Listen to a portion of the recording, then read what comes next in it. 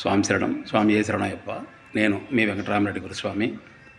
ఈరోజు గ్రూప్ సభ్యులకు, బంధువులకు, స్నేహితులకు, చిన్నలకు, పెద్దలకు, ప్రతి ఒక్కరికి గణతంత్ర దినోత్సవ శుభాకాంక్షలు తెలుపుకుంటున్నాను.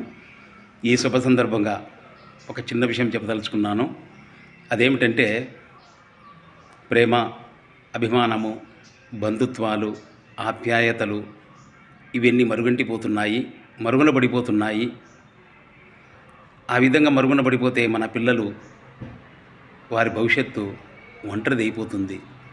అందుకే మనము కూడా మన అక్కజెల్లెలను, అత్తమామలను, తమ్ముళ్ళను చిన్నాన్న, పెదనాన్న, అత్త, మామ అని ప్రేమగా పిలికరించుకుంటూ వారింటికి మనం పోతూ, వారు మన ఇంటికి వస్తూ ఈ కార్యక్రమాలన్నీ ప్రేమాభిమానాలతో జరుపుకుంటూ పోతే మన పిల్లలు కూడా ఇది కూడా చూసి నేర్చుకుంటారు.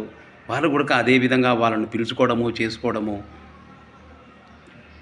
చేసుకుంటూ ఒంటరిగా జీవనం గడపకుండా సంతోషంగా వారి జీవితానికి బంగారు బాట వేసిన వాళ్ళం అవుతాము.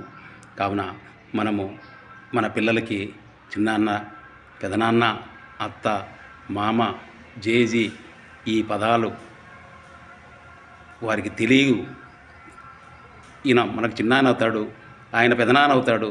ఇవన్నీ చెప్పుకుంటూ బంధుత్వాలను కలుపుకుంటూ పోతే రేపు మన పిల్లలు ఒంటరివారు అయ్యేదానికి ఆస్కారం లేదు. కావున మనము డబ్బు సాయం చేయాల్సిన అవసరం లేదు. ప్రేమగా ప్రతి ఒక్కరిని, బంధుత్వం ఉన్నా లేకున్నా ప్రతి ఒక్కరిని, చిన్నవాడు కానీ, పెద్దవాడు కానీ, ధనవంతుడు కానీ, బీదవాడు కానీ ప్రేమగా పలకరించి, ఒక చిరునవ్వుతో పలకరించుకుంటూ పోతే వారు కూడా ఎంతో సంతోషపడతారు. వారు కూడా మన మీద అభిమానం చూపిస్తారు.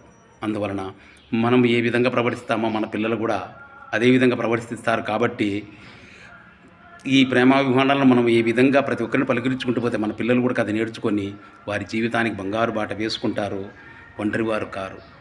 కావున ప్రతి ఒక్కరూ మన పిల్లలకు వీటి గురించి చెప్పి వారి జీవితానికి బంగారు బాట వేస్తారని మనస్ఫూర్తిగా కోరుకుంటున్నాను. చదువు, డబ్బుంటే చదువు ఎవరైనా చెప్పగలరు. కానీ ఇటువంటి సమాచారము పిల్లలకు నేర్పించడము, సంస్కారము, చదువు వచ్చిన రాకుండా సంస్కారం అనేది పిల్లలకు నేర్పించాలా, అదే నా ఆశ. ప్రతి ఒక్కరూ పిల్లలకు నేర్పిస్తారని మనస్ఫూర్తిగా కోరుకుంటున్నాను. స్వామి శరణం, స్వామి.